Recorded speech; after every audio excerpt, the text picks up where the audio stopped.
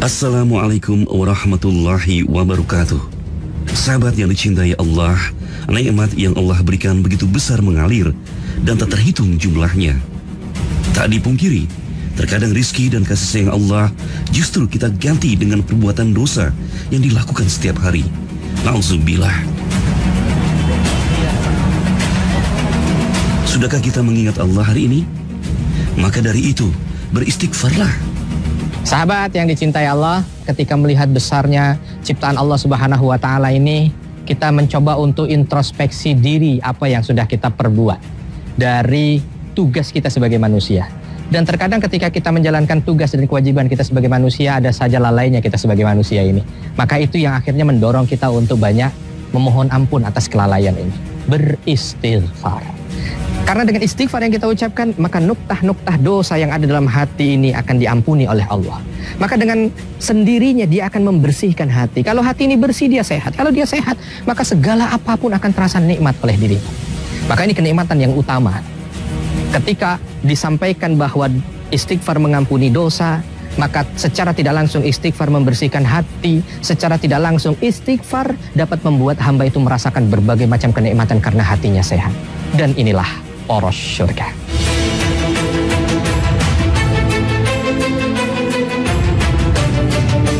Sahabat yang dicintai Allah, istighfar seringkali kita dengar di kehidupan sehari-hari.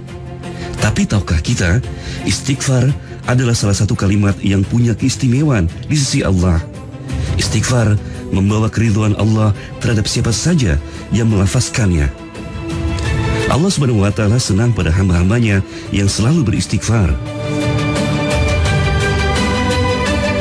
Nah, sahabat yang dicintai Allah, kembali kita melanjutkan apa yang tadi ingin kita sampaikan berkaitan dengan masalah istighfar. Ada banyak sekali yang disampaikan oleh Allah Subhanahu wa Ta'ala dalam firman-Nya di beberapa ayat berkaitan dengan masalah istighfar. Di antaranya yang bisa kita ambil dalam kesempatan ini, dan mudah-mudahan ini juga bisa memotivasi kita untuk terus senantiasa beristighfar. Apa yang disampaikan dalam surah Nuh dari ayat 10 sampai 12. Faqultu astaghfiru rabbakum innahu kana ghaffara. Faqultu astaghfiru rabbakum innahu kana ghaffara. Minta ampunlah kalian kepada Allah karena Allah itu Maha Pengampun. Ada kalimat ghaffara, Maha Pengampun. Ini sebenarnya kekuatan istighfar yang paling dahsyat, sahabat. Kenapa? Karena kita perlu tahu, di saat kita hidup ini kita bisa merasakan kenikmatan hidup ini bukan dengan mata. Bisa merasakan kenikmatan hidup bukan hanya sekedar dengan telinga, dengan lisan, dengan tangan dan kaki.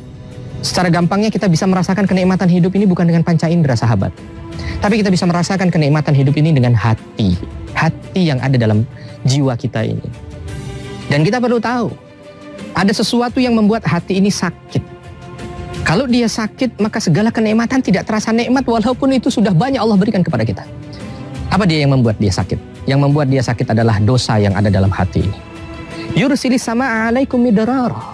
Yang kedua, Allah Subhanahu wa Ta'ala akan kirimkan dari langit rezeki yang berlimpah. Allah akan mudahkan rezekinya. Ketika jalan di satu tempat, ada saja rezeki yang dia dapatkan. Ketika jalan di satu tempat, kerja di satu tempat, beraktivitas di satu tempat, ada rezeki yang Allah titipkan di sana. Dan rezeki ini karena memang diawali dengan sesuatu yang baik, maka bernilai berkah dan rahmat. Wa yumdidukum bi amwalin wa banin. Allah Subhanahu wa Ta'ala juga akan berikan keberkahan pada harta yang dia dapatkan, dan dia akan mendapatkan keturunan-keturunan yang baik, yang soleh dan soleha. Waduh, luar biasa ya. Ini baru beberapa. Bagaimana kalau seandainya kita lihat lebih dalam lagi kalimat-kalimat apa yang sudah Allah firmankan dalam Al-Quran berkaitan dengan keutamaan istighfar. Mudah-mudahan yang satu surat kita bahas ini tadi mampu memberikan motivasi tersendiri buat kita. Maka coba lihat, kalau kita sebagai orang tua punya anak susah sekali diatur ya. Kenapa? Coba rujuk lagi ayat ini dan kembalikan kepada diri kita. Kita termasuk orang yang mudah beristighfar atau tidak? Coba mudahkan lisan kita sebagai orang tua untuk beristighfar. Mudah-mudahan dengan istighfar kita yang terus-menerus istiqomah kepada Allah Subhanahu wa Ta'ala, itu yang akan menjadi sarana kita mendapatkan keturunan yang soleh dan solehah. Dan inilah poros surga.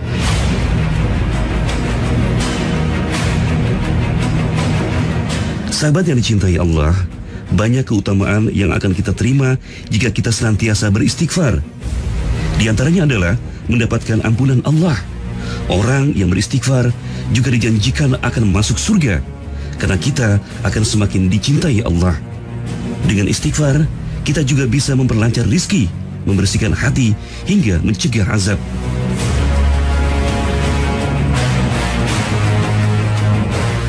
Sahabat yang dicintai Allah, banyak bacaan istighfar yang bisa kita ucapkan. Salah satu yang paling mudah untuk kita lafalkan adalah hanya dengan menyebut Astaghfirullah. Kalimat pendek yang agung karena penghambaan makhluk pada Allah Subhanahu wa Ta'ala. Ada bacaan yang lebih menggetarkan hati, yaitu Sayyidul Istighfar. Sayyidul Istighfar adalah lafal istighfar yang paling mulia dibandingkan lafal istighfar lainnya. Bacaan inilah yang dianggap sempurna saat beristighfar. Kalimat ini amat luar biasa karena Allah menjanjikan surga bagi siapa saja yang membacanya pada pagi dan sore hari. Sahabat yang dicintai Allah, ada beberapa kalimat istighfar yang sudah dicontohkan oleh Nabi Shallallahu Alaihi Wasallam. Ya, yang pertama yang paling pendek, Astaghfirullah. Ya, lalu ditambahkan dengan kalimat sifat besar dari Allah Subhanahu Wa Taala, Astaghfirullahaladzim. Ya, ini semua bacaan-bacaan istighfar yang ketika dibaca dia punya nilai keutamaan yang luar biasa. Ada lagi yang disebut sebagai Sayyidul Istighfar. Sayyidul Istighfar yang diajarkan oleh Nabi SAW kepada kita, dan ketika orang itu mengucapkannya akan mendapatkan kebaikan yang luar biasa. Allahumma anta rabbi, la ilaha illa anta khalaqtani, wa ana abduka, wa ana ala ahdika wa wa'dika mastata'tu, a'udzu bika min syarri ma sana'tu, abu'u laka bi ni'matika alayya wa abu'u bi dzambi, faghfirli fa innahu la yaghfiru dzunuba illa anta. Masya Allah, ya. Ini kalimat yang merupakan pengakuan dari berbagai macam bentuk kelemahan yang ada pada diri kita, pengagungan Allah Subhanahu wa Ta'ala, lalu diikuti dengan permohonan ampun dari lisan kita kepada Sang Pencipta. Maka wajar kalau ini disebut sebagai Sayyidul Istighfar, karena dalam kalimat ini termuat segala kebaikan yang dihimpun dari pengakuan, penghambaan, lalu membesarkan Allah Subhanahu wa Ta'ala, selanjutnya diakhiri dengan mohon ampun. Dan wajar saja kalau dengan kalimat ini Rasulullah Shallallahu Alaihi Wasallam berikan kebaikan yang luar biasa juga. Lalu Nabi Shallallahu Alaihi Wasallam menegaskan, man qalaha muqinan biha. Kalau ada orang yang mengucapkan ini dan dia itu yakin dengan apa yang dia ucapkan. Ingat, ada kalimat yakin dengan apa yang dia ucapkan. Artinya dia dengan khusyuk membacanya, memahami dengan sebaik mungkin kata demi kata yang dia ucapkan. Minan nahar, kalau itu dibacanya di hari itu, atau di pagi hari sampai dengan siang hari, ya. Lalu apa yang terjadi? Kalau seandainya mata min yaumihi qabla an yumsi, kalau dia seandainya wafat sebelum dia sore hari, maka dia termasuk bahagian daripada ahlul jannah. Subhanallah, luar biasa. Ada yang lebih besar dari surga, sahabat. Jadi ketika kita baca ini di pagi hari dengan penuh keyakinan, Allahumma anta rabbi la ilaha illa anta khalaqtani wa ana abduka wa ana ala ahdika wa wa'dika mastata'tu, a'udzu bika min syarri ma sana'tu, abu'u laka bi ni'matika alayya wa abu'u bi dzambi faghfirli fa innahu la yaghfiru dzunuba illa anta. Kita baca dengan penuh keyakinan. Lalu tiba-tiba di siang hari kita meninggal dunia, maka kita dipastikan dari Nabi Shallallahu Alaihi Wasallam untuk bisa menjadi ahlu syurga. Fahuwa min ahlil jannah, dia masuk dalam kategori ahli syurga. Sahabat, mari sama-sama kita bentengi ini dengan kalimat yang luar biasa, mudah tapi punya faidah yang Masya Allah. Bentengi di pagi hari dan bentengi di sore hari, maka insya Allah secara tidak langsung kita sudah menjaga diri kita agar termasuk bahagian daripada ahli syurga. Dan inilah poros syurga.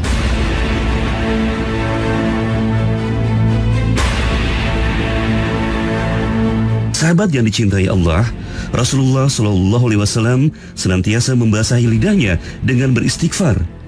Tak ada waktu yang terbuang baginya, melainkan hanya dengan beristighfar. Dalam hadis riwayat Bukhari, Nabi bersabda, demi Allah, sesungguhnya aku beristighfar, mohon ampun kepada Allah, dan bertaubat kepadanya dalam sehari lebih dari 70 kali. Sahabat yang dicintai Allah, nampaknya kalau kita lihat ombak-ombak ini tidak mengucap apa-apa, tapi dalam deburannya dia ada tasbih, tahmid, zikir, bahkan mungkin istighfar yang dilantunkan oleh makhluk-makhluk Allah yang ada di sini. Tentunya kita sebagai makhluk Allah yang memiliki kelebihan di antara yang lain harusnya lebih mampu untuk bisa memperbanyak, melazimkan, mengistiqomahkan untuk senantiasa beristighfar, ya. Salah satunya kalau kita lihat dari apa yang disampaikan oleh Nabi Shallallahu Alaihi Wasallam, bahwa Nabi Shallallahu Alaihi Wasallam itu beristighfar tidak kurang perharinya itu 100 kali. La astaghfirullah fil yaumi wa atubu ilaihi aktsar min mi'ata marrah, lebih daripada 100 kali. Masya Allah, Nabi Shallallahu Alaihi Wasallam yang sudah dijamin oleh Allah Subhanahu Wa Taala untuk bebas dari berbagai macam bentuk dosa, maksum, diampuni dosanya, masih mampu memberikan motivasi kepada kita untuk beristighfar lebih dari 100 kali. Bahkan beberapa sahabat meriwayatkan beliau menghitung istighfarnya Nabi dalam satu majelis itu juga tidak kurang dari 100 kali dalam satu majelis. Berarti kalimatnya bagaimana ya? Dalam setiap saat beliau itu beristighfar. Astagfirullahaladzim. Lanjut lagi ngomong. Lalu astagfirullahaladzim. Itu yang terhitung. Mungkin dengan hati atau di dalam hati itu yang tidak nampak, tidak terhitung gitu ya, sahabat yang dicintai Allah. Ini selaras dengan apa yang disampaikan oleh Allah Subhanahu wa taala dalam surah Ali Imran. Walladzina idza fa'alu fahishatan aw dzalamu anfusahum dzakarullaha fastaghfaru lidzunubihim. Orang-orang yang dikategorikan memiliki takwa dalam hatinya atau kategori orang muttaqin itu adalah orang-orang yang ketika dia itu melakukan satu perbuatan fahisyah yang tidak baik, lalu dia merasa mendolimi dirinya dengan dosa, maka dia segera ingat Allah, dan ketika ingat Allah itu langsung dia mohon ampun kepada Allah Subhanahu wa taala. Jadi kalau kita lihat bagaimana Nabi Shallallahu Alaihi Wasallam beristighfar, beliau mengisi hari-harinya dengan istighfar. Bahkan ada satu riwayat Nabi Shallallahu Alaihi Wasallam mengatakan, ma asbahtu ghadatun qat, tidak pernah aku berpagi hari illa istaghfartullaha aktsar min mi'ata marrah, kecuali aku di pagi hari itu beristighfar mohon ampun kepada Allah sebanyak 100 kali. Jadi pagi hari saja Nabi Shallallahu Alaihi Wasallam melalui paginya itu dengan beristighfar 100 kali. Lalu istighfar di saat kapan lagi? Nabi Shallallahu Alaihi Wasallam seperti apa yang dimaktub dalam beberapa hadis mengajarkan kepada kita untuk membaca istighfar idan sharafa minas shalah. Ketika kita itu selesai dari sholat, beliau beristighfar 3 kali, ya. Di setiap saat ketika ada hal-hal yang membuat kita itu merasa bahwa ada yang kurang dalam perilaku kita, kita beristighfar. Nah, mudah-mudahan setiap kegiatan yang kita hiasi senantiasa dengan istighfar, ini yang akan mengundang kebaikan dan kemuliaan yang tadi sudah disebutkan dan dipaparkan. Ada beberapa kebiasaan yang agak sedikit kurang pas menurut saya ketika orang itu melafadzkan istighfar. Contoh misalkan istighfarnya latah, kepleset astagfirullahaladzim, ya. Atau ketika di dalam kamar mandi, ya, ada sesuatu yang jatuh, dia astagfirullahaladzim. Gitu. Itu sesuatu yang kurang pas, sahabat. Jadi jangan melafadzkan istighfar itu di kamar mandi karena ada lafadz Allahnya. Atau jangan melafadzkan istighfar itu ketika tertimpa musibah, karena kalau kita tertimpa musibah itu kalimatnya adalah kalimat istirja, inna lillahi wa inna ilaihi rajiun. Atau juga jangan kalimat istighfar ini modifikasi, sahabat, yang akhirnya melenceng dari maknanya. Contoh misalkan astagfirullah. Nah, ini apa maknanya? Lebih baik kita dengan istighfar saja lah. Astagfirullahaladzim. Sudah kalimatnya baik, akan mendapatkan kemuliaan yang luar biasa dan bonus-bonus kebaikan yang tadi disampaikan. Mari sahabat, mudah-mudahan dengan mengikuti apa yang sudah disunahkan oleh Nabi Shallallahu Alaihi Wasallam mengenai tentang waktu, tempat, kondisi di saat beliau beristighfar, mudah-mudahan ini yang akan membuat kita juga mendapatkan rahmat dari Allah dan termasuk umat yang dicintai oleh baginda Nabi Shallallahu Alaihi Wasallam. Dan inilah poros syurga. Sahabat yang dicintai Allah, lisan perlu beristighfar dan hati butuh istighfar. Dalam setiap nafas, kalimat istighfar bisa mengiringi kehidupan. Keringnya lisan yang tidak pernah menyebut nama Allah dengan beristighfar, maka Allah akan mendatangkan azab baginya. Allah Subhanahu wa taala berfirman dalam surah Al-Anfal ayat 33. Dan Allah sekali-kali tidak akan mengazab mereka sementara engkau Muhammad masih berada di antara mereka, dan Allah juga tidak akan mengazab mereka selama mereka memohon ampun. Sahabat yang dicintai Allah, ini juga salah satu sudut taman di pinggir Laut Merah yang ada di Jeddah, ya. Taman yang ada di seputaran sini ini begitu hijau, indah, warna-warni dengan bunga-bunga yang ada, apalagi dengan semilirnya angin laut yang menerpa kita. Sungguh keindahan yang luar biasa. Nah, keindahan ini juga ternyata dalam kehidupan bisa diciptakan dengan banyaknya lisan yang beristighfar kepada Allah. Jadi kalau lisan kita itu senantiasa beristighfar kepada Allah, maka keindahan hidup itu akan hadir. Lawannya, kalau kita tidak pernah beristighfar kepada Allah Subhanahu wa taala, lisan kita ini kering dari istighfar, maka yang akan hadir adalah azab. Karena Allah Subhanahu wa taala sudah menegaskan wa ma kana Allahu mu'adzibahum wa hum yastaghfirun, bahwa Allah Subhanahu wa taala tidak akan pernah mengadab satu kaum selama kaum itu beristighfar. Berarti artinya di sini ketika orang itu kering dari istighfar, tidak pernah beristighfar, maka hidupnya itu tidak akan pernah indah gitu. Hidupnya akan senantiasa dipenuhi dengan azab, ya. Seperti sekarang ini, kalau kita lihat kanan dan kiri ya, ini bunga-bunga tumbuh, di sebelah sana ada laut yang indah. Keindahan ini hadir karena ditata dengan baik. Termasuk keindahan dalam kehidupan kita itu hadir ketika kita mampu menata kehidupan ini dengan baik, salah satunya dengan memperbanyak istighfar. Ketika kita tidak beristighfar, yang turun adalah azab Allah Subhanahu wa taala. Azab itu macam-macam ya, dengan berbagai macam bentuk kesulitannya. Maka kalaupun ya, kalau kita lihat sekarang ini, umat akhir zaman tidak akan pernah diazab seperti umat sebelum kita ya. Dulu Nabi Nuh umatnya diazab, Nabi Soleh umatnya diazab, Nabi Lut umatnya diazab. Kita tidak diazab secara general umum seperti itu. Tapi yang turun azab dalam kehidupan kita adalah segala macam bentuk kesulitan. Dan ini yang mengundangnya adalah lisan-lisan yang kering dari beristighfar kepada Allah Subhanahu wa taala. Nabi SAW juga menegaskan dalam sebuah hadis sahih yang diriwayatkan dari Ibnu Abbas, man lazimal istighfar, barang siapa orang itu yang senantiasa mendawamkan dan mengistiqomahkan istighfar dalam kehidupannya, ja'alallahu min kulli dhikin makhraja. Allah akan menjadikan bagi dirinya dari setiap kesempitan hidup itu jalan keluar. Wa min kulli hammin faraja, dan dalam setiap kesedihan hidupnya itu kegembiraan di ujungnya. Wa razaqahu min haitsu la yahtasib, dan Allah akan memberikan rezeki kepada dirinya itu dari arah yang tidak dia duga-duga. Ini bagi mereka yang beristighfar. Artinya ketika dia tidak mampu beristighfar, maka hidupnya itu akan selalu saja dhiqin, sempit. Walaupun dalam tampak kasat mata, hidupnya sebenarnya sudah begitu mudah ya. Aduh, ini kok kayaknya sudah punya A, punya B, punya C, harta, rumah, mobil, semuanya sudah ada. Tapi kenapa kok hidupnya selalu sulit saja? Omong yang keluar dari lisannya itu selalu saja sulit. Mungkin salah satunya karena dia tidak melazimkan istighfar. Sehingga tidak Allah berikan jalan keluar dari kesulitan. Atau bahkan hidupnya walaupun sudah kecukupan, tetap aja ada kesulitan di sana. Hidupnya selalu sedih saja. Walaupun kasat mata sebenarnya dia itu sudah punya kemudahan untuk bisa berbahagia. Allah sudah kasih cobaan kepada dirinya itu mungkin tidak seberat orang-orang lain, tapi dia tidak bisa menjalani itu dengan baik. Jadi ada sedikit saja sedih. Hanya kehilangan, mohon maaf, sendal jepit saja sedihnya 2 bulan. Kehilangan harta sedikit saja, aduh bertumpuk-tumpuk sedih, seolah-olah dunia hilang dari dirinya. Sedih. Kenapa? Lisannya gak pernah beristighfar. Dan orang yang tidak pernah beristighfar, rezekinya itu akan sulit sekali. Kita lihat kayaknya udah kerja keras ya, sudah apa, segala macam usaha sudah dia jalankan, tapi kenapa rezekinya kok pas-pasan ya? Hanya sekedar untuk ini susah, hanya sekedar untuk ini susah, bahasanya itu hanya sekedar untuk hidup saja susah. Kenapa? Mungkin salah satunya lisannya itu kering dari beristighfar, tidak mendawamkan istighfar. Maka sahabat yang dicintai Allah, jangan sampai keburukan-keburukan ini hadir dalam kehidupan kita.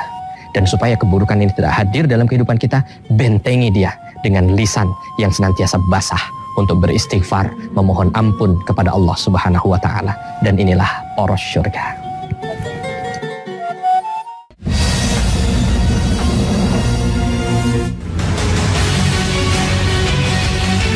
Sahabat yang dicintai Allah, beristighfar dengan hati yang tulus, memohon ampunan Allah adalah sebaik-baiknya beristighfar. Selain memohon ampunan pada Allah, istighfar juga merupakan ibadah hati yang sangat dianjurkan. Hati yang tulus serta benar-benar menghayati bacaan istighfar membuat hati kita menjadi lembut dan bercahaya.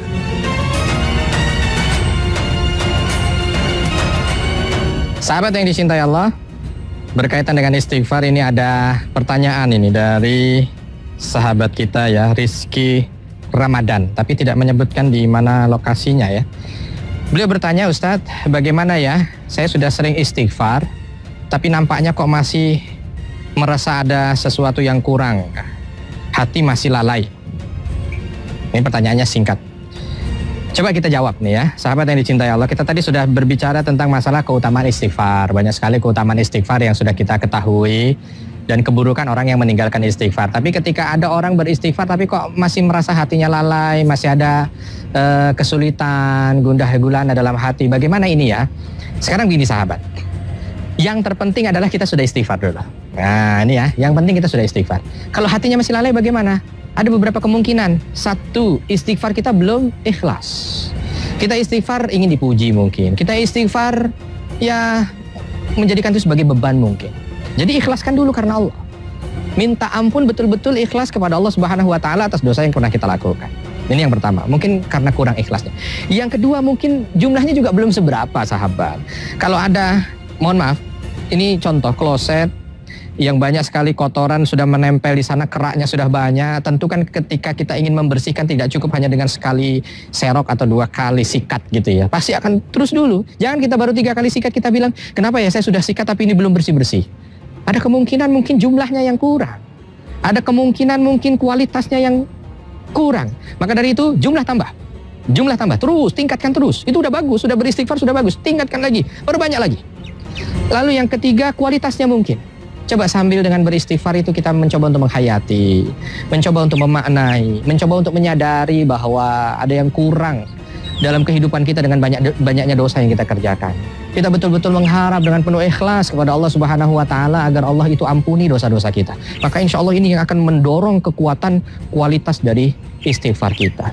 Dan yang terakhir, jangan putus asa. Jangan begitu sehari 2 hari kita beristighfar belum mendapat kemuliaan dari apa yang disampaikan tadi atau tidak terhalang dari keburukan apa yang disampaikan tadi. Lalu kita, sudahlah kalau begitu mungkin bukan orang seperti saya yang pantas untuk mendapatkan itu. Jangan, ini bisikan syaitan. Bisikan syaitan. Maka jangan pernah berputus asa. Terus saja beristighfar. Kalaupun mungkin kita merasa kebaikan itu belum kita dapatkan, insya Allah, Allah Subhanahu wa ta'ala sudah siapkan yang jauh lebih besar lagi. Mari sahabat yang dicintai Allah, jangan hanya sekedar melihat apa yang kita dapatkan sekarang, tidak, tapi bekerja keraslah untuk bisa mendapatkan kebahagiaan yang jauh lebih besar lagi. Salah satunya, bekerja keras untuk terus memohon ampun kepada Allah. Insya Allah, kerja keras kita untuk beristighfar mohon ampun kepada Allah, itu akan menghasilkan sesuatu yang besar di mata kita dan di mata Allah Subhanahu wa ta'ala. Dan inilah